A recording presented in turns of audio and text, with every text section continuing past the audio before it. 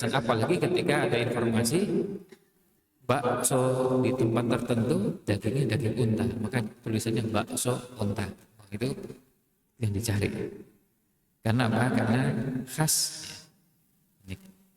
Nah, intinya apa itu memang perlu diberikan porsi perhatian yang besar? Tentu jawabannya tidak. Kalau dengan sisa waktu, sisa ini dan itu, silahkan. Tapi jangan jadi prioritas. Yang jadi prioritas apa? Ibadahnya. Maka yang namanya pembimbing itu, yang paling utama pembimbing ibadahnya. Itu yang paling penting. Pembimbing ibadahnya. Setelah itu nanti yang kedua, karena di sana adalah 4 sejarah yang syarat dengan peristiwa-peristiwa yang penting, maka yang kedua menjadi pembimbing untuk bisa menjelaskan peristiwa-peristiwa yang terjadi di tempat-tempat tersebut. Karena kalau sekarang kita menjelaskan di sini perang Badar, menjelaskannya orang yang mendengarkan nggak kebayang. Tapi kalau di sana kita bisa tunjukkan ini 4 perang Badar yang disebutkan di surat Al-Anfal, Al-Udwatud Dunya. Sekarang di sana ada papannya. Maka kita bisa berdiri di situ, kemudian kita bisa jelaskan makamnya para syuhada Badar di sebelah sana itu ada hari pemakaman. Kemudian dibuat ada tulisan para syuhada yang wafat di Badar. Kalau kita di Uhud, kita bisa lihat ini bukit Uhud ini ada di depan mata. Panjang, lebar, tinggi, beratnya bukit Uhud itu bisa kita tunjukkan dan bisa langsung kita lihat ini. Kalau kita sholat jenazah, satu sholat jenazah itu pahalanya setara dengan gunung itu. Nah kita nunjuk gini kan enak gitu. Tapi kalau di sini nunjuknya ke mana kan? Kan susah. Paling kita dibantu dengan gambar. Nah itu bisa membantu. Nah kembali ke bahasan kita. Jadi itu menjadi tujuan utama bagi jamaah, dan itu menjadi tugas utamanya pembimbing yang mendampingi perjalanan umroh maupun haji. Tugas utamanya ibadah, tujuan utamanya ibadah, maka membimbing ibadahnya.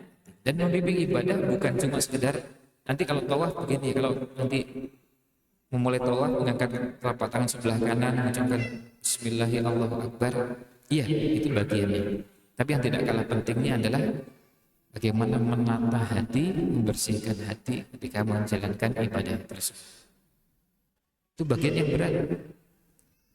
Karena godaannya luar biasa.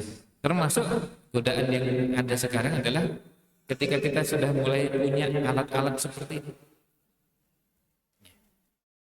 Terus ada yang ketika tawaf, ketika sa'i itu sibuk dengan gimana pas tawaf biar kelihatan gitu. Saya pas di depan Ka'bah, sambil pegang HP, terus berputar melihat Ka'bah juga biar tahu ini rukun Yamani, ini Hajar Aswad, ini Hajar Ismail, ini makam Ibrahim. Lalu tapi ada saya. Kalau cuma menunjukkan itu di YouTube juga banyak, atau di media sosial yang lain juga banyak. Tapi kalau yang ada sayanya ya ini pas saya sedang siaran langsung. Nah, ini yang bisa menjadi tantangan tersendiri ketika kita berada di tempat-tempat seperti ini. Nah, ini yang terkait dengan inna awwala baitin wudi'a lin-nasi alladzi bi Bakkata mubarak. Kemudian lanjutannya siarannya terputus sih. Oh ya, baik.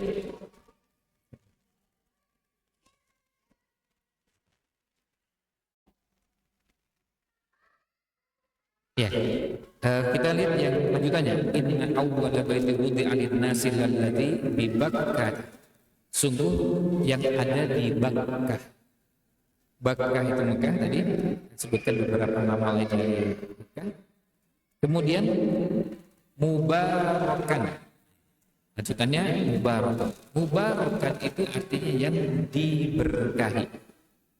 barokah, birkah itu asalnya tempat air dan tempat airnya yang airnya melimpah, airnya banyak.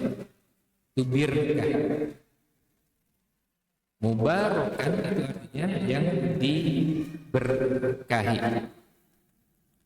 Berkah itu artinya apa? Kebaikannya banyak, kebaikannya melimpah. Jadi kalau kita menyebut bahwa ada tempat yang diberkahi, benda yang diberkahi, itu artinya tempat tersebut, benda tersebut memiliki banyak kebaikan.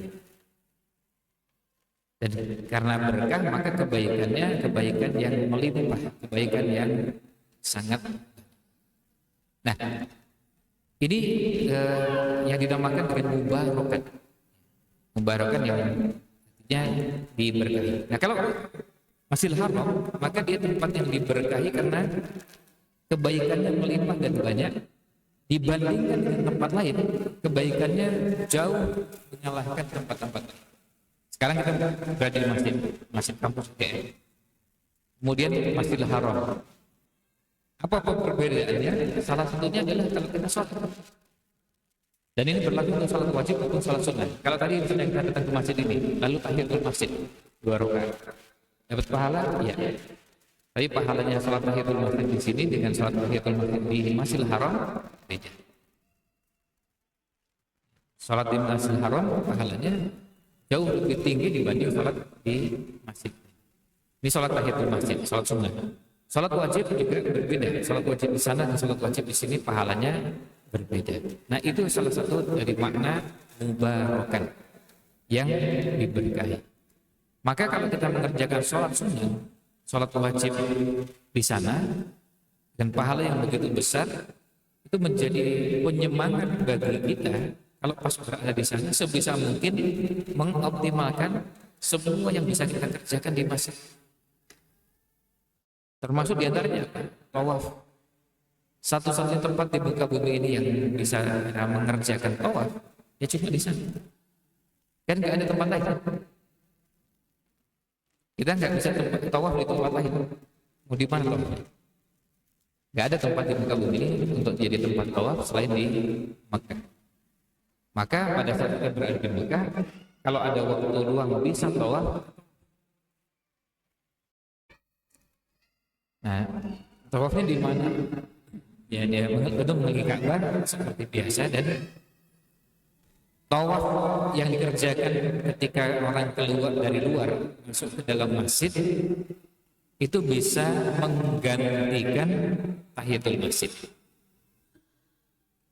Menggantikan tahiyatul masjid yang dikerjakan oleh orang. Jadi kalau kita masuk ke masjid kita ini, kita tahiyatul masjid. Kalau di Masjidil Haram bisa tawaf. Kalau sudah tawaf, ya sudah tahiyatul masjid. Bisa menggugurkan tahiyatul masjid. Maka kalau orang kuat, itu secara fisik kuat dan bisa setiap kali masuk ke masjid, tahiyatul masjidnya dengan tawaf akan sangat baik. Karena ini langkah luar biasa. Kita jarang. Kesempatannya kan langka. Kalau sholat tahiyatul masjid di masjid manapun di muka bumi ini, seperti masjid kita ini, kita bisa kapan-kapan. Bukan lalu tahiyatul masjid, tadi tahiyatul masjid. Kan bisa begitu. Itu gampang. Bisa kapan-kapan. Tapi masalahnya di sana belum tentu kapan-kapan. Orang belum tentu datang ke sana seumur hidup berkali-kali, bisa pertama sekaligus terakhir. Maka nah ini juga lanjutannya yang menegaskannya sebelumnya, itulah tugasnya para pembimbing umroh dan haji untuk memberi motivasi dan semangat supaya orang bisa memanfaatkan momentum itu. Ini mahal luar biasa. Maka kalau sebagian jamaah lebih banyak di masjid, itu udah benar. Dan pembimbingnya sebetulnya harusnya senang ketika jamaah banyak di masjid, memanfaatkan waktu lebih banyak di masjid. Tapi kalau jamaahnya lebih banyak di pasar dan sampai akhirnya tahu macam-macam toko di sana, ya pembimbingnya perlu khawatir, makanya menggembirakan. Bahkan kadang-kadang sebagian jamaah bisa lebih tahu daripada pembimbingnya untuk bab pasar, bab belanja. Jadi pas belajar pakaian yang diskon di sebelah sana. Sekarang lagi ada diskon abaya di toko yang sebelah sana.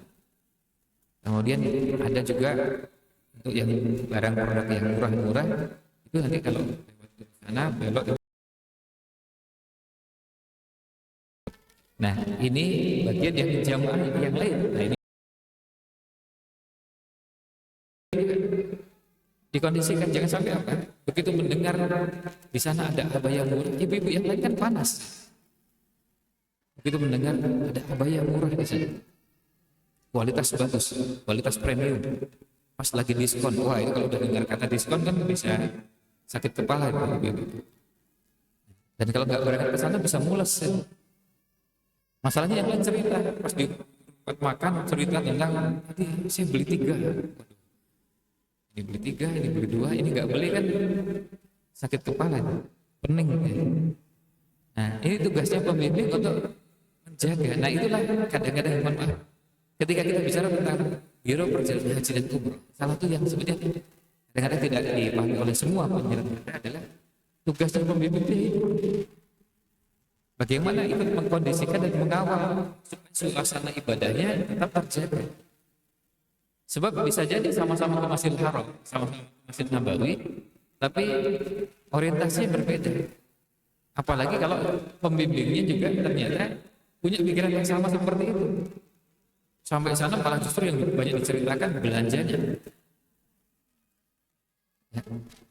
Ada yang karena memang yang mendampingi, ya tetap yang mendampingi menamakan pembimbing. Karena memang suka dengan motor-motoran dan dia memang ikut klub Harley Davidson. Begitu sampai di sana yang diceritakan belanja aksesorisnya Harley Davidson. Kan istimewa kalau beli di sana karena tulisan Arab. Harley Davidson pakai tulisan Arab itu H, alif, ro, lam, ya. Harley, ya kan? Kemudian Davidsonnya dal, alif, fa, ya, dan seterusnya. Kalau di sini kan pakai huruf Latin, nggak canggih dan nggak keren ya. Tapi kalau Harley Davidson logonya sama tapi tulisan Arab kan lebih keren. Dan terus kemudian aksesoris ini dan itu, jadi akhirnya yang lain juga jadi kepingin. Ya paling nggak beli stikernya lah. Nah kalau yang ini jadi yang dibicarakan, maka orientasinya benar. Tapi bukan sekalian, bukan berarti bahwa jemaah nggak boleh belajar, bukan. Tapi orientasi ini berpengaruh ke aktivitas. Karena apa? Ada yang begitu pulang dari sholat, ketemu di ruang makan, yang dibicarakan apa? Ada yang dibicarakan ibadah dan ada yang dibicarakan belanja. Maka keberkahan Ka'bah, Mekah, Madinah nggak terasa. Karena apa? Yang dibicarakan tadi sudah berubah orientasinya. Ibadahnya tapi belanjanya. Dan kalau kita belanja di sana ya namanya belanja dari mulai ya pokoknya semua bagian saja kan bisa macam-macam. Nah ini bisa menghilangkan suasana khidmat dan keberkahan. Akhirnya kita berangkat ke Mekah, berangkat sholat, tawaf, sa'i, tahallul, tapi rasanya beda.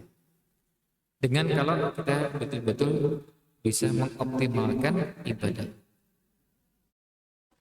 Nah, rasa inilah yang diupayakan untuk terus dihadirkan. Dan itu pekerjaan dari dua pihak, baik pembimbingnya maupun jamaah yang berangkat. Karena kita khawatir dengan banyaknya jamaah yang berangkat, tapi kehilangan rasa menikmati keberkahan, padahal itu mubarak. Maka ada yang berangkat dari sana ke sana, pulang dari sana itu membawa perubahan luar biasa. Padahal berangkat cuma 9 hari. Sementara ada yang lain berangkatnya 12 hari, ya biasa-biasa aja. Seperti rekreasi, ngelencer ke misalnya ke Jawa Timur, kita ke Jatim Park gitu. Kan acaranya jalan-jalan. Ya senang-senang. Ke Mekah juga bisa senang-senang. Dan ini saya perlu sampaikan ini gini, mohon maaf, jamaah kalau ketika berangkat haji dan umroh, saya sarankan betul-betul memilih pendamping dan pembimbing itu penting untuk membantu mengoptimalkan itu. Karena ada yang ini jadi bahan pembicaraan kami di kalangan para pembimbing. Ada yang ketika berangkat itu ternyata diam-diam setiap malam itu kuliner tanpa sepengetahuan pembimbingnya. Jadi pas pembimbingnya tidur, terus kuliner. Misalnya cari sop iga. Ya Allah, cari sop iga itu di Mekah itu. Di sini jangan banyak gitu. Ngapain jauh-jauh cari sop iga? Terus kemudian cari ya cari kambing ini. Oh, pokoknya namanya kalau sudah namanya urusan kambing kan macam-macam cara masak. Nasi namanya mandi, matbi, kebuli, kemudian ada, wah pokoknya namanya istilahnya macam-macam. Kalau acaranya di sana 9 hari, ingin semuanya tiap hari ngincipi satu-satu kan jadi 9. 9 jenis nasi. Ada yang tiap malam itu berhasil, jadi berhasil ngincipi semua itu deh. Dan kalau pulang itu dengan kebanggaan, saya sudah mencicipi semuanya. Nah, pertanyaannya, apakah itu yang menjadi kebanggaan ketika orang berangkat haji atau umroh? Itu yang jadi catatan. Sekali lagi bukan dibalik bahwa tidak boleh, tapi kalau itu jadi agenda sebelum berangkat, lalu mau mencicipi, dan bahkan ada yang sebelum berangkat sudah browsing dulu. Ini kira-kira ke tempat mana saja? Kuliner di Madinah itu di mana saja? Jadi sebelum apa-apa sudah cari-cari. Jadi acaranya berubah. Nah, kita khawatir berangkat haji dan umrah akhirnya jadi seperti ya rekreasi biasa saja, tidak membuat perubahan pada diri kita. Bayangkan dulu ulama-ulama kita di awal abad yang lalu, akhirnya tahun 1900 berangkat ke sana, pulang itu membuat perubahan luar biasa. Ada yang pulang lalu ada Kiai Haji Ahmad Dahlan, ada yang pulang Dr. Syekh Hasyim Al-Asy'ari, ada yang pulang. Jadi ada orang-orang yang kemudian jadilah Muhammadiyah, jadilah NU. Ke sana bawa perubahan yang usianya sekarang ormas-ormas tersebut sudah 100 tahun. Artinya membawa sesuatu yang sangat berharga. Nah, itu namanya mubarakah. Berikutnya, jadi itu namanya mubarakah, itu yang diberkahi. Berkah itu maksudnya banyak kebaikan. Kebaikan dari sisi apa? Dari sisi tentu dari sisi syariat, dari sisi dari sisi Allah Subhanahu wa taala. Kemudian wahudan lil alamin. Wahudan. Hudan itu artinya petunjuk lil alamin. Petunjuk bagi semesta alam. Di sini bisa maksudnya adalah salah satu tafsirannya adalah menjadi kiblat dari seluruh umat manusia ketika beribadah. Kaum muslimin akhirnya kemudian beribadah kiblatnya ke Ka'bah. Nah, sekali lagi, jadi kemudian jangan dimaknai bahwa kiblatnya ke Ka'bah berarti kita menyembah Ka'bah. Bukan. Kita tidak menyembah Ka'bah. Kita tidak menyembah Ka'bah. Kita tetap menyembah Allah Subhanahu wa taala. Tetapi ketika kita hendak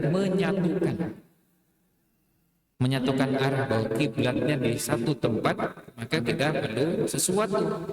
Itulah yang kemudian kita wujudkan, kita kenal dengan namanya Ka'bah. Jadi Ka'bah itu bukan menjadi tujuan ibadah, bukan. Tapi ini jadi sarana untuk menyatukan arah ketika orang melaksanakan ibadah sholat. Sholat itu kemana? Arahnya ke Ka'bah, itu kiblat. Arahnya ke sana. Nah, dimanapun kita berada, sholatnya kita arahkan ke Ka'bah. Dan ini bagian dari cara menyatukan umat Islam. Nanti pembahasan di luar bahasan ini, kita bicara tentang bagaimana persatuan umat. Salah satunya adalah kita disatukan dengan kiblat yang sama. Mumadhabnya apapun, ormasnya apapun, harokah gerakannya apapun, kiblatnya sama. Karena kita ini sekarang perlu sering diingatkan dengan hal-hal yang bisa menyatukan kita. Allah kita sama, Quran kita sama, Rasul kita sama, kiblat kita sama, sholat 5 waktu kita juga sama, jadi sama-sama 5 waktu.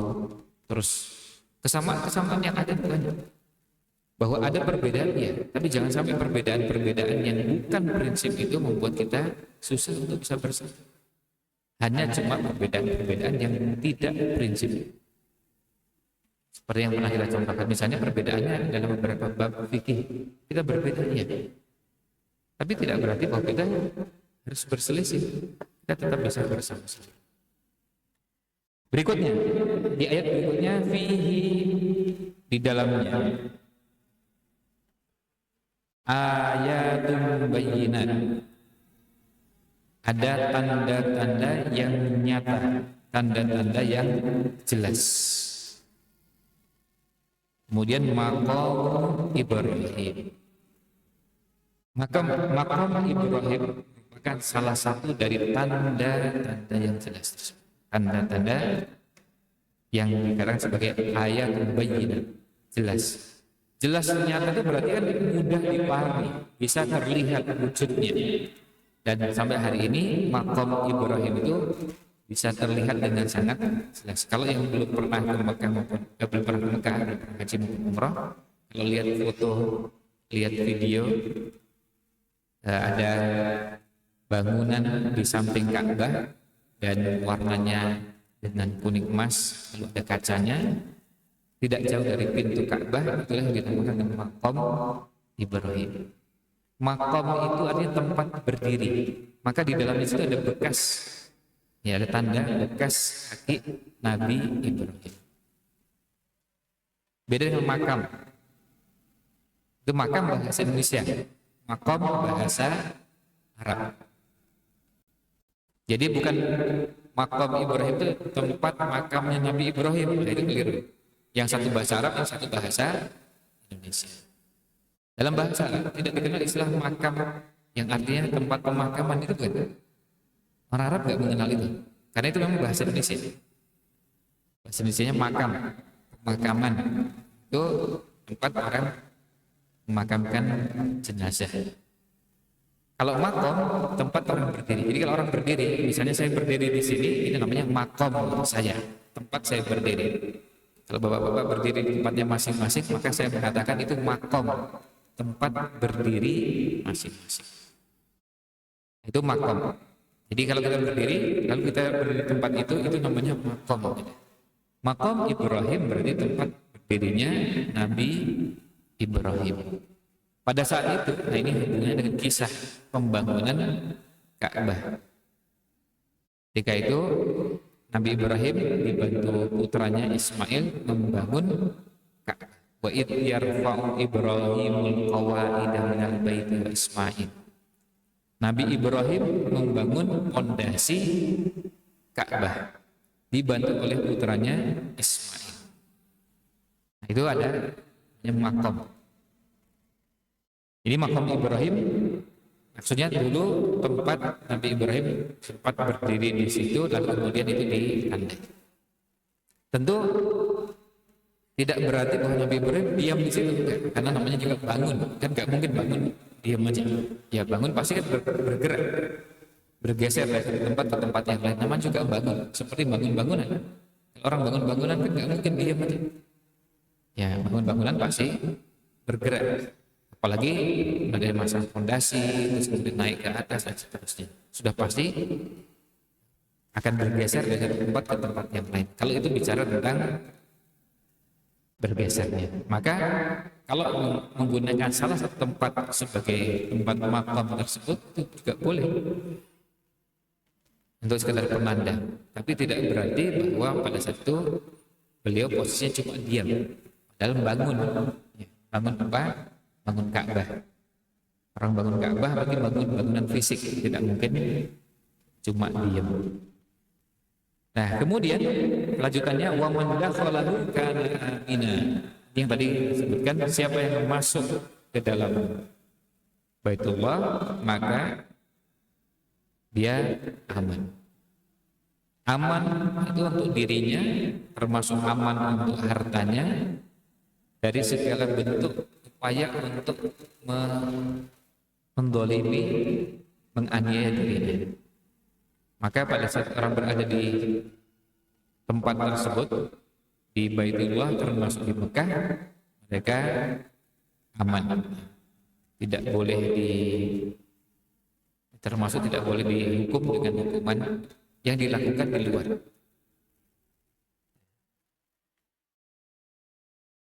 Dalam ayat yang lain surat Al-Ankabut, Allah SWT berfirman, surat Al-Ankabut ayat 67, Allah SWT berfirman, awalam yaraw anna ja'alna haraman amina.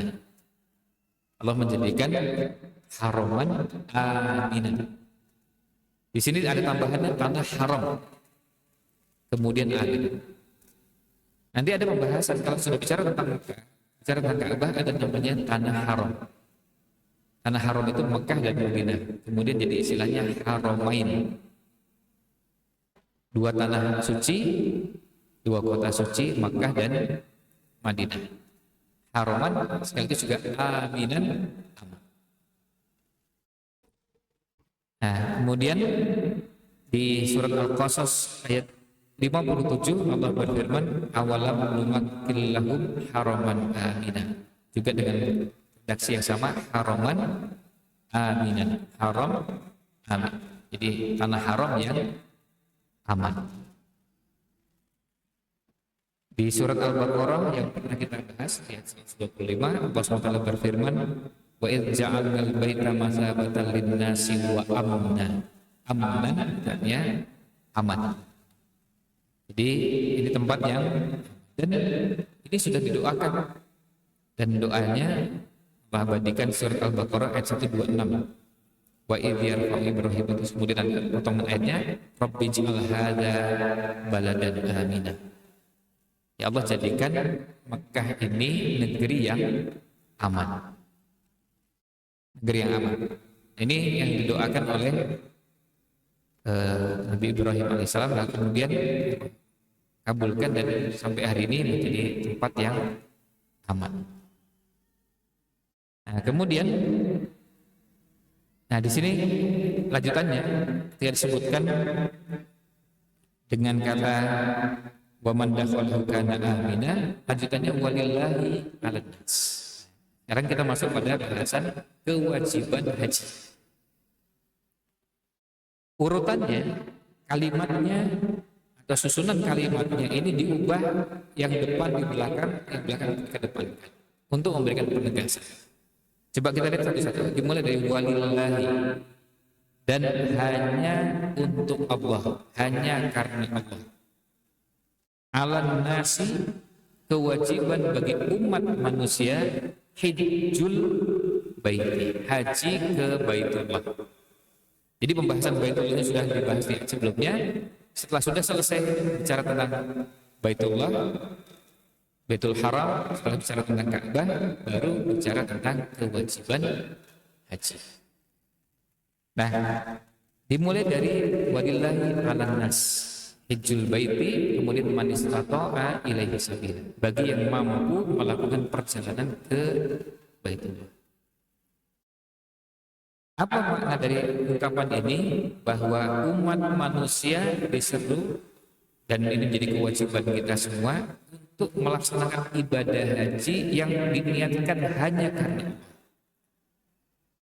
Tapi kewajiban ini man istata'a ilaihi sabila, bagi yang mampu. Maka sering kita mendengar, haji itu wajib bagi siapa? Bagi yang mampu. Kalau enggak mampu, ya enggak wajib. Yang tidak mampu, maka tidak wajib. Kewajibannya hanya bagi yang mampu. Nah, kalau yang mampu berarti terkena kewajiban tersebut. Sebab apa? Sebab ada kewajiban-kewajiban yang lain tanpa ada keterangan yang mampu. Kenapa? Karena semua pasti mampu. Nanti cara mengerjakannya disesuaikan dengan kemampuannya, tapi semua pasti mampu. Contohnya sholat. Sholat itu nggak ada keterangan bagi yang mampu. Sholat wajib untuk siapa? Semuanya. Terus bagi yang nggak mampu, ya nanti tergantung, nggak mampu apa? Nggak mampu berdiri, oh berarti duduk. Tapi tetap sholat. Tetap sholatnya. Tapi nggak bisa berdiri, nggak bisa duduk, ya berbaring. Tapi tetap sholat. Dan nggak ada posisi lain ya. Kalau nggak bisa berbaring, orang malah bingung. Nah, nggak bisa berbaring terus apa kan? Kalau nggak bisa berdiri ya bisa duduk. Kalau nggak bisa duduk bisa berbaring. Lah kalau orang nggak bisa berbaring itu nggak ada itu. Ya biasanya orang meninggal itu. Kalau berbaring itu bagian dan posisi orang betul-betul istirahat. Nggak bisa berdiri nggak apa-apa. Tapi semua terkena kewajiban. Makanya tidak ada keterangan bagi yang mampu. Kalau haji, bagi yang mampu, saya nggak mampu haji, nggak berangkat. Maka kaum muslimin yang ada di Indonesia yang tidak mampu berangkat haji, nggak terkena kewajiban dan nggak berdosa. Ya boro-boro mau haji untuk keperluan sehari-hari makan minum saja, ada yang berjuang luar biasa. Ini untuk makan dan minum saja. Hanya untuk berpikir ke haji itu sebenarnya semua pasti kepingin, tapi kalau dengan biaya yang sekarang ini ada, rasanya beratnya luar biasa. Berat, ya mas, bagi yang sempat berangkat haji 90-an sampai di awal tahun 2000-an, 2002, 2003 kan masih terasa murah sekali. Haji cuma 7 juta. Kemudian nggak ada antri yang panjang. Nah itu kan membuat orang kalau pergi haji ya betul-betul tinggal kesadaran kan? Tinggal kesadaran karena untuk berangkat haji biayanya tidak sebesar yang sekarang. Sekarang udah daftarnya dengan setoran awal, antriannya panjangnya luar biasa. Di beberapa kabupaten kota antriannya sampai 25 tahun. Nah, kalau baru daftar setelah pensiunnya 60 tambah 25 berarti insya Allah kalau masih hidup ya 85 tahun. Dia sudah kebayang pergi haji di usia 85 tahun. Ya apa kondisi fisiknya? Makanya disarankan bagi yang mampu untuk segera mendaftar, segera daftar. Ya meskipun baru mampu bayar setoran awal, ya gitu. Baru mampu bayar setoran awal karena apa? Karena tadi udah pasti ngantri. Mau haji plus haji reguler udah pasti ngantri. Kalau haji plus kan antrinya lebih pendek, tapi ngantrinya udah pasti. Nah ini perlu bersiap. Nah itu namanya man istata'a ilaihi sabila. Nah kemudian di sini disebutkan kenapa kalimat walillahi didahulukan? Karena ini ibadah yang betul-betul kita niatkan karena Allah SWT. Lillah. Maka pada saat haji betul-betul jaga jangan sampai haji karena ingin mendapatkan keuntungan dan ingin meraih kepentingan tertentu yang sifatnya dunia. Misalnya menaikkan status. Kan kalau saya Pak Haji beda dengan kalau bukan Pak Haji. Itu kalau di masjid. Pas di masjid itu sudah qomat, imamnya enggak ada. Monggo Pak Haji. Pak Haji yang sebagai imam. Padahal Pak Hajinya enggak bisa baca Quran dengan fasih. Ya, tapi kan orang lihatnya Pak Haji itu beda dengan yang bukan haji. Kan begitu. Padahal kenyataannya kita lihat ada Pak Haji itu yang nggak bisa baca Quran. Ada nggak? Ada. Ada Pak Haji yang nggak bisa baca Quran. Dan ada yang nggak haji, ada yang bukan Pak Haji bisa baca Quran. Bahkan fasih. Nah, tapi tadi statusnya kan beda. Pak Haji, Bu Hajah. Di beberapa tempat itu ada yang kalau manggil nggak pakai Pak Haji agak tersinggung. Rasanya nggak menghormati saya. Saya sudah pakai haji kok manggilnya nggak Pak Haji. Nah, ini bagian dari ujian ketika kita berada di lingkungan seperti itu. Maksudnya jangan sampai kita merasa bangga dengan haji kita lalu kita senang dipanggil dengan panggilan tersebut. Sampai akhirnya kalau nggak dipanggil dengan panggilan tersebut kita merasa ini adalah panggilan yang merendahkan. Karena tidak ada imbuhan haji di depannya. Nah, Allah sudah ingatkan kenapa walillah ini semua dilakukan hanya karena Allah SWT. Haji kita ini bukan karena popularitas, ingin menaikkan status, ingin ini dan itu. Itu semua bukan dari tujuan. Apalagi kalau sekarang kemudian setelah berangkat ke sana dikasih tambahan dapat sertifikat. Dari mana? Dari biro perjalanannya. Ini karena Bapak sudah haji, kemudian dikasih sertifikat haji. Nah, kalau nggak dapat sertifikat gimana? Dari dulu juga nggak ada sertifikat haji, sertifikat umrah. Kan nggak apa-apa, nggak pakai sertifikat. Nah, kita menjaga niat ini kerjaan yang tidak mudah, dan ini ada hubungan dengan haji mabrur. Ini hubungannya dengan haji mabrur. Kita ingin ketika orang berangkat haji itu pulang membawa perubahan karena pelaksanaan ibadah hajinya lillah. Kemudian disebutkan ala-nas bagi semua umat manusia. Karena memang kewajiban ini berlaku pada semuanya. Sehingga asalnya diserukan kepada seluruh umat manusia.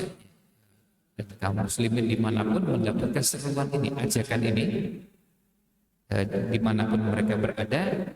Dan di surat Al-Hajj ayat 27 Allah SWT berfirman, wa adzin finnasi bil hajj.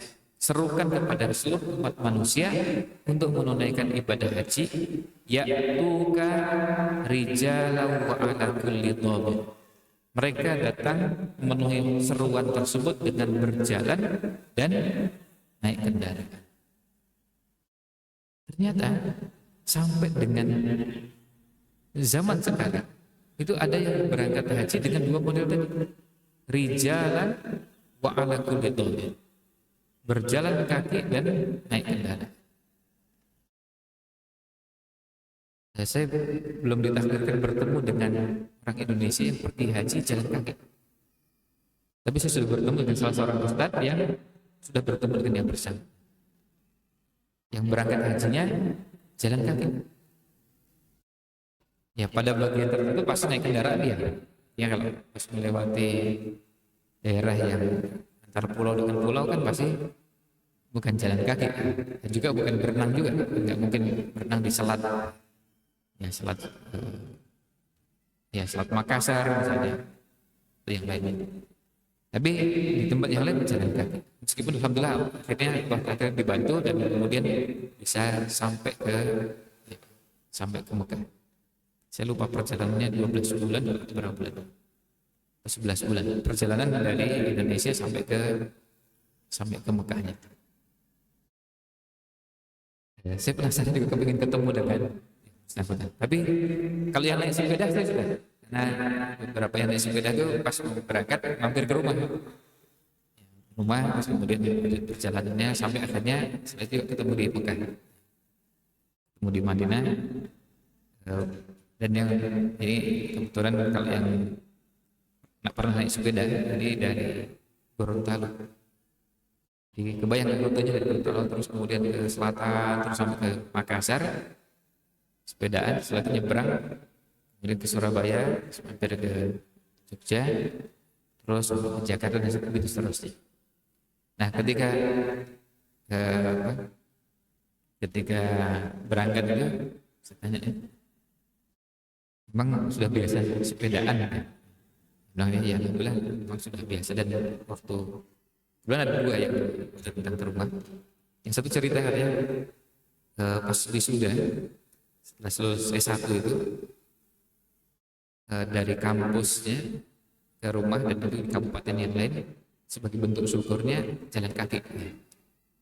Ya memang kebetulan aktif di Mapala. Sudah biasa jalan kaki, sudah biasa sepedaan, dan naik gunung juga. Nah, jadi artinya sudah punya modal fisik ya. Tapi saya sarankan coba konsultasi pada yang ngerti. Alhamdulillah pada saat mereka ke Jogja, saya pertemukan dengan komunitas goes ya, sepeda yang tentu kalau mereka lebih paham ya bagaimana menggunakan atau memilih sepeda untuk perjalanan jauh, perjalanan dekat, sepeda gunung itu kan beda-beda. Bannya juga beda dan sampai juga termasuk membawa pakaian kan nggak mungkin nggak ganti ya. Kalau mau ganti pakaian juga terlalu banyak pakaian juga kan pasti repot. Gimana caranya? Alhamdulillah teman-teman komunitas sepeda di Jogja ada yang membantu, sepedanya dibongkari kemudian diganti dengan ban yang terbaik dan seterusnya. Ini alhamdulillah sampai dibekali ban. Karena kebayang perjalanan 11 bulan bisa jadi bannya bocor atau bannya bisa jadi pecah. Dan alhamdulillah sampai di sana. Nah ini untuk menunjukkan bahwa yang Allah sebutkan itu sampai hari ini betul-betul jadi kenyataan. Ada yang rijalan dan ada yang kulit lobek. Ada yang berjalan kaki dan ada yang naik tunggangan. Naik tunggangannya apa? Kita lihat naik tunggangannya ada yang naik sepeda. Ada beberapa saudara-saudara kita yang berangkat dari Spanyol, berangkat ke Tanah Suci naik kuda. Ya, naik kuda, perjalanan yang melewati beberapa negara sampai ke. Ada yang naik motor. Saya pernah bertemu dengan orang Indonesia yang beliau berdua, bapak dengan anaknya masih kecil usia SD, melakukan perjalanan dari Indonesia ke Mekah naik motor. Saya lupa nama motornya apa, PCX apa NMAX gitu. Pokoknya motor itu. Dan saya tanya, ini anaknya gimana? Ya anak saya di belakang. Saya tak ikat karena kalau di depan kan kasihan, kena angin dia. Ya kalau kena angin cuma berangkat sekolah biasa enggak apa-apa. Ini berminggu-minggu, kalau tidak salah sekitar 4 bulan perjalanannya sampai ke sana. Nah, kemudian yang ya pokoknya alat transportasinya macam-macam lah. Itu namanya rijalan, berjalan kaki, dan ala kulli dhamir naik kendaraan, naik tunggangan. Jadi tunggangannya bisa sepeda, bisa kuda, kemudian dulu ada unta, ada keledai, kemudian ada yang naik motor, naik mobil, naik truk, naik bus, naik pesawat dan seterusnya. Nah, ya, dan yang menarik di lanjutan ayatnya yatina min kulli fajjin amiq, dan mereka datang dari fajjin. Fajjin itu artinya tempat lembah yang sangat dalam. Yang menarik di ayat itu menyebutkan artinya apa? Bisa jadi yang datang ke haji itu orang yang betul-betul dari pelosok, dari pedalaman, yang betul-betul kalau ibaratnya lembah itu ada gunung, kemudian dia tinggalnya di lembah itu. Tinggalnya gimana? Itu di belakang di gunung itu. Terus gimana caranya? Ya naik gunung atau melewati sampingnya, itu sebuah ada jalan lain nggak ada. Ya, untuk sampai ke sana ya itu tadi nyebrang. Saya pernah dipertemukan dengan jamaah Indonesia yang juga tinggalnya begitu. Jadi untuk pergi haji berangkatnya dari rumahnya ya jalan kaki. Saya lupa jalan kaki berapa jam gitu, karena harus tadi dari memang betul-betul pelosok dan di lembah begitu. Jalan kaki dulu, baru nanti setelah sekian jam baru ada kendaraan. Nah itu namanya fajjin amir. Itu ayat Quran yang begitu. Dan ternyata sampai hari ini ada. Artinya kita sekarang hidup di zaman yang orang bilang modern, bahkan post modern. Tapi ada yang berangkat dari daerah seperti betul-betul dari pelosok, dari pedalaman, dan itu belum persoalan bahasa ya.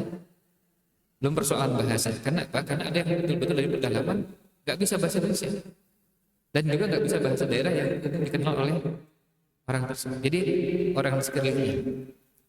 Saya pernah bertemu dengan seorang ustadz bimbing. Jadi begitu ketika beliau menjelaskan di bus, untuk membantu menjelaskan kepada yang bersangkutan, itu ada jamaah di bus itu yang menerjemahkan lagi. Pada satu bus orang Indonesia semua. Ini bukan orang asing. Ini orang Indonesia semua. Beliau ketika bicara diterjemahkan supaya orang ini paham. Karena berasal dari daerah yang bahasanya betul-betul sangat khas bahasa daerah. Dan beliau juga nggak paham bahasa, jadi sama nggak paham. Tapi alhamdulillah ada yang paham dan menjadi translator, jadi penerjemahnya. Jadi kebayang, nah sampai di sana jangankan bahasa Arab, bahasa Indonesia saja dia nggak paham. Jadi bayangkan bahasa Indonesia nggak paham. Dikit-dikit paham ya, tapi banyak nggak paham. Nah, itu dibantu diterjemahkan. Nah, kemudian walillahi 'alan nasi hajjul baiti man istata'a ilaihi sabila. Nah, disebutkan man istata'a ilaihi sabila. Karena para ulama disebutkan bahwa yang dikatakan punya kemampuan, karena istita'ah, mampu menempuh perjalanan haji itu dua, punya bekal dan transportasi yang bisa mengantarkan sampai ke Ka'bah. Jadi ada dua, zad, rohil. Zad itu bekal. Kenapa? Perjalanan haji, perjalanan yang bukan sebentar, perjalanan panjang. Saya pernah bertemu dengan orang Indonesia di Jawa Barat yang berangkat haji tahun 30-an. Bayangkan berangkat hajinya tahun 30, beliau sudah wafat. Puluhan tahun yang lalu, sekitar 20 tahun yang lalu bertemunya. Dan 20 tahun yang lalu pun beliau sudah tua. Kebetulan waktu itu berangkat ke tanah suci sama-sama. Beliau cerita, saya dulu haji ke sini dan waktu itu masih muda, usianya masih di bawah 20 tahun. Dan dimotivasi sama orang tuanya, pokoknya pergi haji. Tapi karena bekalnya terbatas, jadi begitu sampai tidak salah Bangladesh atau India, bekalnya habis, kerja dulu di sana. Kerja, alhamdulillah dapat uang, nyambung lagi.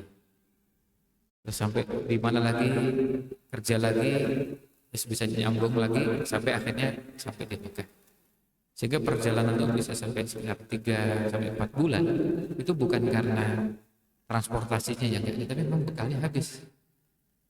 Makanya kenapa para ulama mengatakan kalau untuk haji, orang dikatakan mampu berangkat haji itu nomor satunya punya bekal, yang kedua punya transportasi. Kalau sekarang bisa sekaligus, jadi ketika punya bekal dana yang sangat cukup, terus nanti bisa membayar uang untuk transportasi. Nah, dua ini diperlukan karena apa? Bisa jadi orang bisa transportasinya tapi nggak ada bekal, maka tidak wajib. Atau ada bekalnya tapi nggak ada transportasinya, maka tidak wajib. Apalagi dua-duanya, saya nggak punya uang, berangkat haji saya nggak punya dana, maka nggak wajib. Maksudnya tidak wajib haji. Nah, kemudian haji ini termasuk ibadah yang dari sisi kewajiban syariatnya diistilahkan dalam para ulama. Jadi gini, kewajiban dalam Islam itu ada dua. Ada kewajiban yang harus segera dikerjakan, dan yang kedua yang bisa ditunda pelaksanaannya. Jadi yang pertama diistilahkan wajibun alal faur. Wajibun alal faur itu maksudnya begitu ada kewajiban itu, maka harus langsung dikerjakan saat itu. Ketika sudah bisa dikerjakan, kerjakan saat itu. Misalnya gini, ini untuk wanita muslimah diwajibkan menutup aurat. Ketika sudah mengetahui, sudah mendapatkan tuntunan, maka apa yang dikerjakan? Kerjakan saat itu juga. Begitu sudah tahu, maka dikerjakan. Tidak menunggu. Jadi saat itu juga. Kapan? Ya sekarang. Karena tahunya sekarang. Terus nutupnya pakai apa? Apa aja? Saya belum punya jilbab di rumah. Ada taplak ya? Pakai taplak. Terus di rumah ada selimut, pakai selimut. Ada spray, pakai spray.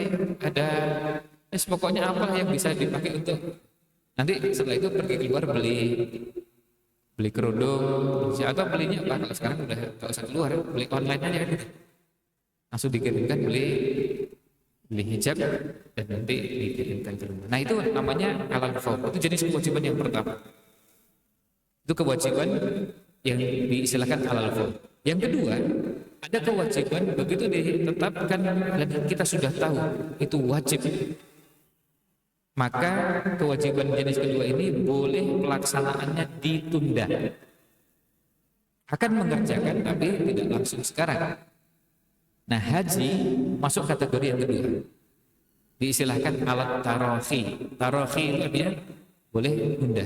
Contohnya gini, ada orang yang sudah dapat pengetahuan, diberitahu bahwa jenengan ini dengan kemampuan ekonomi yang seperti ini, kesehatan, maka dana ada, bisa naik kendaraan untuk berangkat juga ada, maka wajib haji.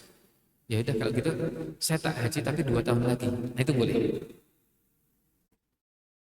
Saya tak haji 2 tahun lagi. Ini sekarang kita andaikan nggak ada namanya antrian, nggak ada namanya waiting list dan seterusnya. Pokoknya orang mau berangkat haji tahun ini pun bisa langsung berangkat. Nah, kalau ada kewajiban seperti itu, para ulama mengatakan kewajiban haji itu yang menunjukkan bahwa dia tidak harus langsung dikerjakan. Buktinya apa? Ayat-ayat haji itu turun di periode Mekah. Kemudian ayat haji yang lain juga ada yang turunnya setelah perang atau pada tahun perang Uhud, tahun ketiga Hijriah. Kapan kaum muslimin melaksanakan ibadah haji bersama Rasul sallallahu alaihi wasallam? Tahun ke-10. Berarti ada jeda antara kewajiban atau turunnya perintah tersebut dengan pelaksanaannya. Ini tahun ketiga, pelaksanaannya tahun ke-10. Ada jeda 7 tahun. Nah ini menunjukkan berarti ada jeda. Ini namanya tarofi. Ini 2 kewajiban dalam syariat kita. Haji masuk kewajiban yang kedua. Nah ditutup dengan wa man kafara fa innallaha ghaniyyun 'anil 'alamin. Siapa yang kufur maka sesungguhnya Allah SWT tidak membutuhkan dari seluruh alam semesta. Maksudnya siapa yang ingkar dengan kewajiban haji, dia nggak melaksanakan ibadah haji, maka Allah tidak membutuhkan, Allah tidak memerlukan. Mau dia kaya, mau dia melimpah hartanya, Allah bisa dan tidak punya ketergantungan dengan makhluk-makhluk seperti itu. Dan hamba-hamba yang seperti itu bisa saja nanti kemudian Allah cabut rezekinya, Allah cabut kekayaannya dengan cara yang tidak diduga-duga. Kan bisa orang kaya raya tiba-tiba perusahaannya bangkrut, mengalami kerugian, mengalami ini dan itu. Allah bisa jadikan orang sangat kaya tiba-tiba miskin, yang tadinya miskin tiba-tiba kaya, tidak bisa. Tapi Allah SWT Ghaniyun 'anil 'alamin, Allah tidak tergantung pada itu semua. Kalau makhluk kekayaannya itu tergantung pada pihak lain, tapi Allah SWT kekayaannya tidak tergantung pada siapa. Karena gini, kalau orang kaya tergantung pada yang lain, ketika pihak lain itu menjadi penghambat untuk kekayaannya, maka bisa jadi terhenti. Misalnya gini, saya punya perusahaan, tapi bahan bakunya dari pihak lain. Begitu bahan bakunya stop, kan perusahaan stop.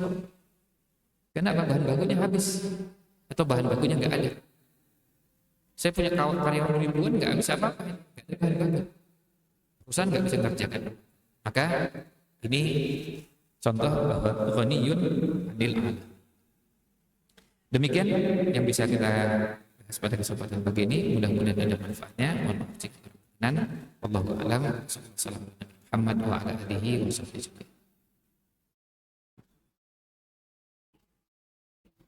Jazakallah khairan kepada Ustadz Ridwan atas materi yang disampaikan. Semoga dengan materi tersebut kita dapat mengambil banyak faedah yang insya Allah akan berguna dan dapat kita terapkan pada kehidupan kita. Acara yang selanjutnya yaitu sesi tanya jawab. Bagi para jamaah yang hendak bertanya dapat mengangkat tangan terlebih dahulu bagi jamaah ikhwan, dan bagi jamaah akhwat dapat menuliskannya pada kertas dan diserahkan kepada panitia. Dari jamaah ikhwan ada yang ingin bertanya? Dipersilakan.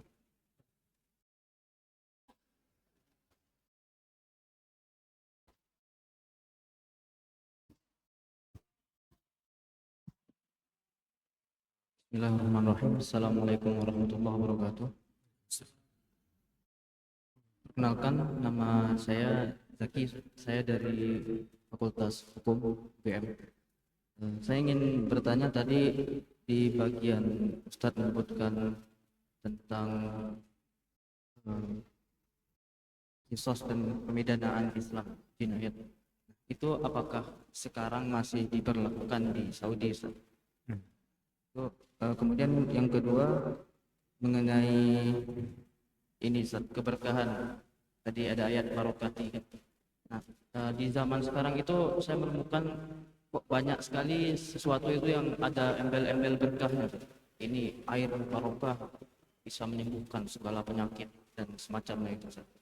Jadi tolak ukur apa yang kita bisa gunakan untuk menentukan sesuatu itu berkah atau tidak. Itu aja.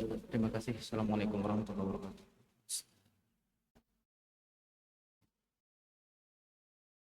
Baik, terima kasih atas pertanyaannya. Ini yang pertama terkait dengan hukum syariat tersebut, hukum kisos, hukum tangan, hukum rajar, apakah sampai sekarang masih dilakukan? Kalau detailnya yang sekarang saya kurang tahu, tapi kalau ketika saya tinggal di sana masih. Jadi saya karena itu bagian dari proses pembelajaran, saya kalau ada pelaksanaan hukum seperti itu, saya bersemangat untuk hadir dan menyaksikan. Jadi saya pernah menyaksikan orang dipotong tangannya di sini, di pergelangan tangan. Jadi ini jadi pada saat misalnya ada orang, tapi di prosesnya, prosedurnya tentu ada namanya mahkamah, ya, ada pengadilan. Jadi misalnya ada orang mencuri, ada batas minimal pencurian. Jadi tetap panduan fikihnya ada batas minimal. Jadi kalau orang mencuri 100 rupiah ya enggak, 500 rupiah enggak, 5.000 pun enggak. Jadi enggak sampai potong tangan. Nah, mencuri tapi mencurinya 5.000 rupiah ini enggak. Jadi ada batas minimal. Itu di bahasa. Yang kedua, juga itu proses peradilannya juga harus betul-betul terbukti bahwa yang bersangkutan mencuri. Nah, mencuri itu nanti berbeda dengan mengambil barang orang, tapi bukan bentuk pencurian. Karena dalam pencurian ada namanya sarifah pencurian, ada namanya mengambil barang orang, tapi bukan di tempat yang tersembunyi. Kalau pencurian itu hanya berlaku di tempat yang tersembunyi. Misalnya gini, di kantong, di tas orang, lalu kemudian diambil, itu namanya mencuri. Tapi kalau misalnya ada uang jatuh di sini, di masjid ini ada uang jatuh di bawah ini, terus kemudian ada yang mengambil, itu tetap dilarang, tapi namanya bukan pencurian. Namanya bukan pencurian. Sama juga dengan korupsi. Korupsi itu masuk dalam kejahatan yang lain, tapi bukan namanya pencurian. Dalam fikih namanya bukan sarikah. Tapi semuanya haram semua. Cuma istilah-istilah dan hukum-hukumnya nanti beda. Makanya korupsi itu boleh dihukum mati, karena dia bukan pencurian. Ya, dia bukan pencurian. Bagaimana supaya bisa memberi efek jerah? Bisa aja efek jerahnya apa?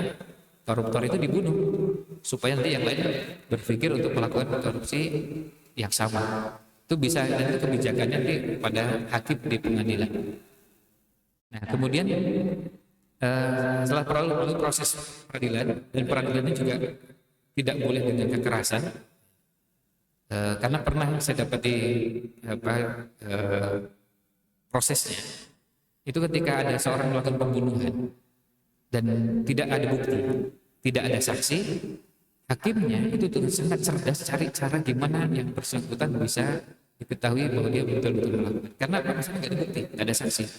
Dan kalau di Saudi nggak ada, ya saya bicara saat itu ya. Untuk menetapkan hukum seperti itu nggak bisa dengan cara seperti misalnya di tempat lain dipukuli, disetrum biar nanti ngaku. Nanti di BAP-nya sudah dibuatkan, itu nggak bisa. Nah, karena indikasinya pelakunya si A ini, karena A ini dan korbannya B yang dibunuh terakhir ketemu dan terakhir bersama-sama. Tapi masalahnya nggak ada saksi dan nggak ada bukti. Jadi ini memang pembunuhnya ini berhasil menghilangkan bukti. Terus saksi nggak ada, nuduh nggak bisa kan? Akhirnya mereka mengatur gimana caranya biar bisa ketahuan. Tapi kemudian caranya adalah dengan saat itu warga itu kumpul ngobrol-ngobrol.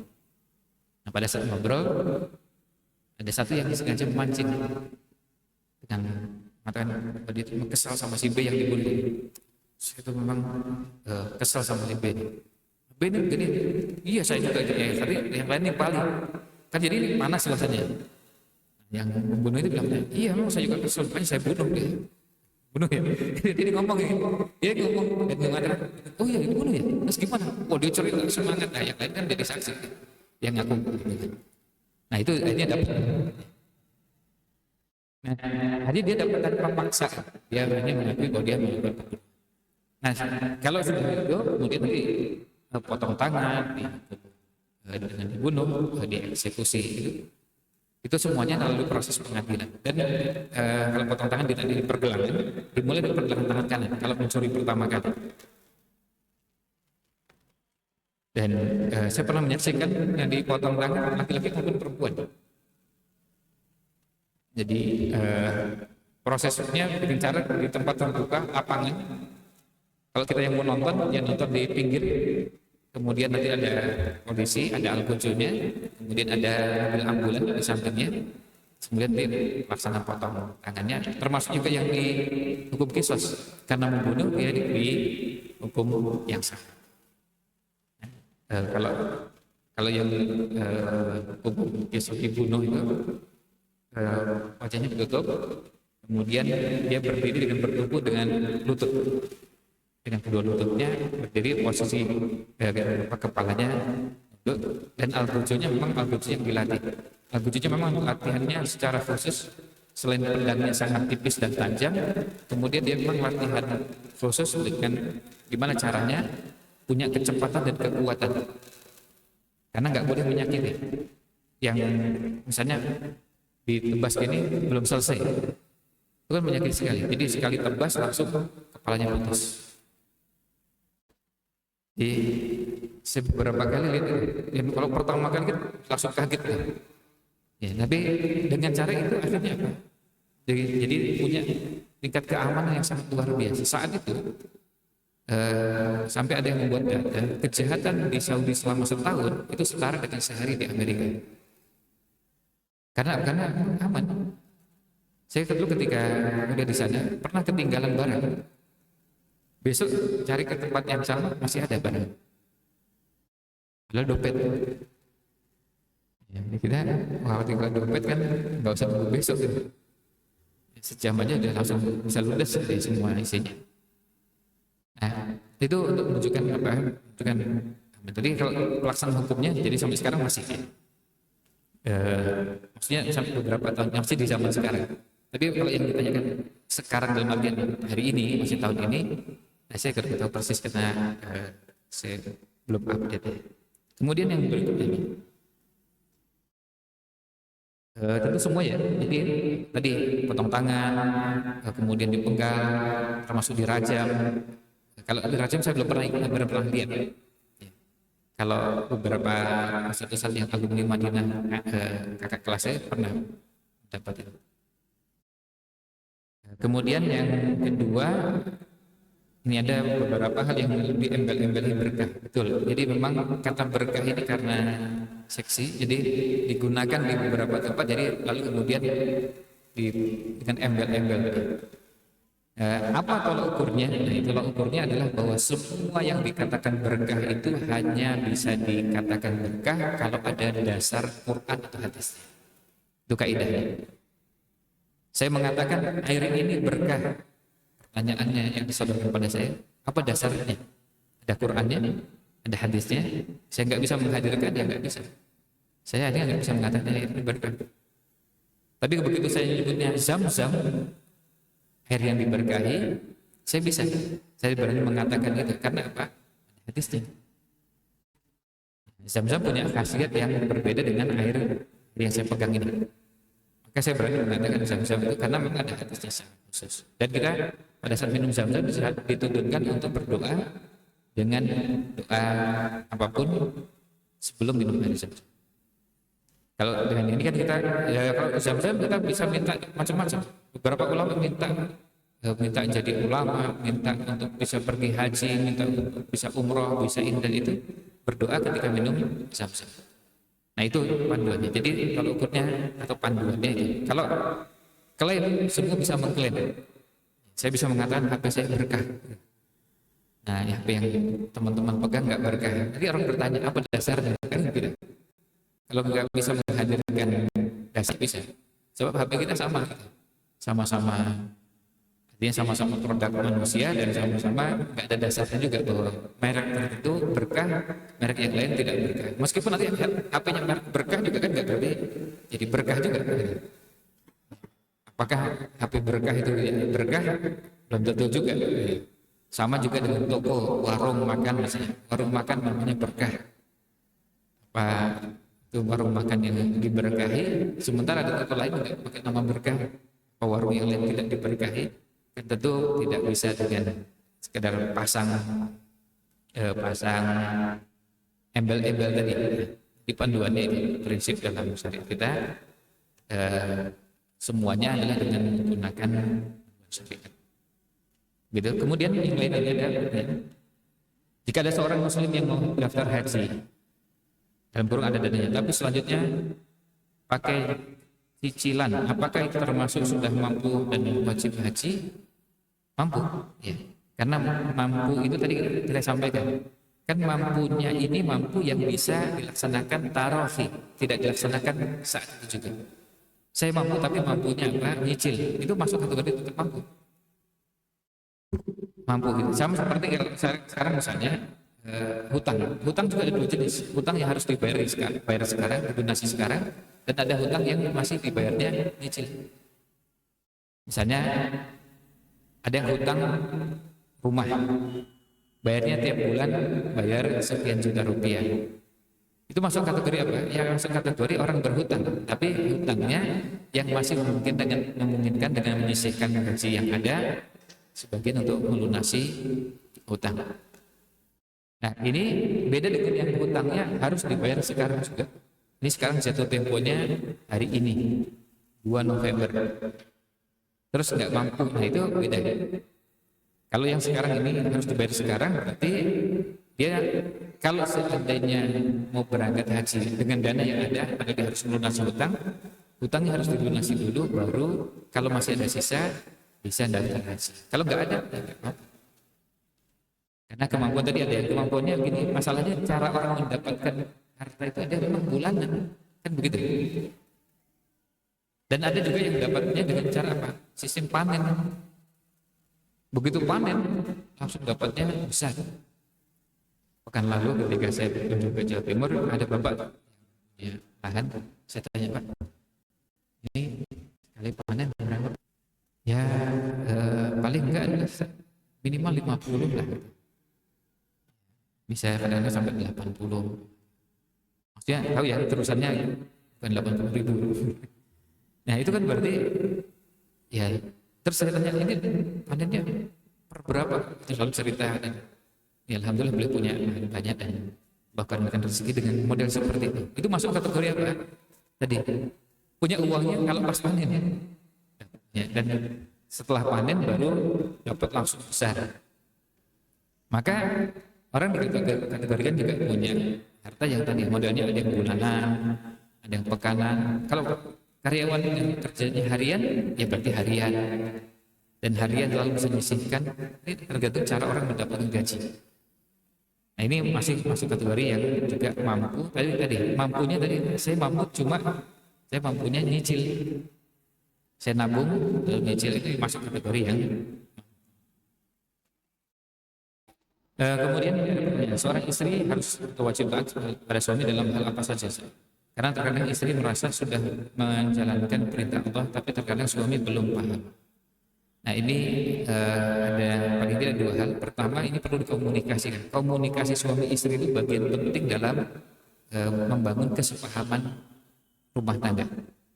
Karena bisa jadi suami memahami sesuatu, istri memahami dengan cara yang berbeda. Nah, perbedaan pemahaman ini yang perlu didudukkan dengan komunikasi. Yang kedua, perlu disamakan ukuran dan batasan ketaatan yang diinginkan oleh suami dan istri. Karena begini, yang prinsipnya taat itu kan awalnya berlaku untuk semua kewajiban syariat.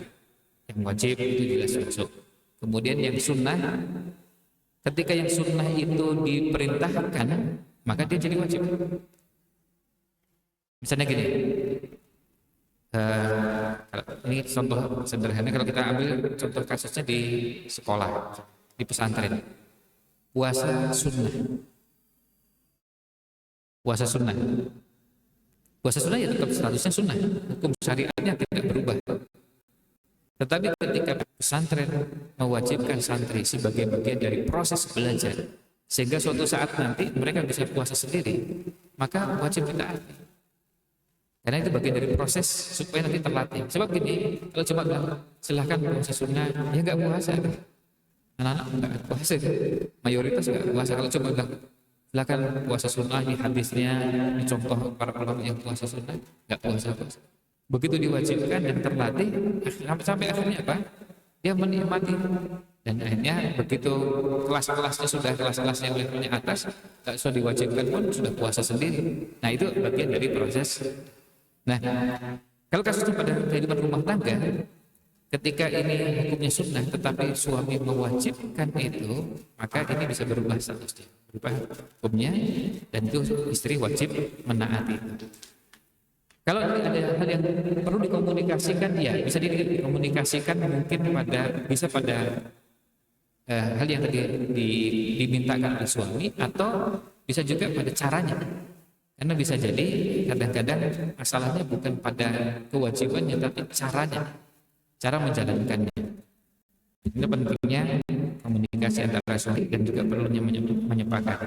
Bahkan untuk hal yang mubah pun, ketika suami meminta, maka juga wajib untuk menaatinya ketika itu sesuatu yang mubah.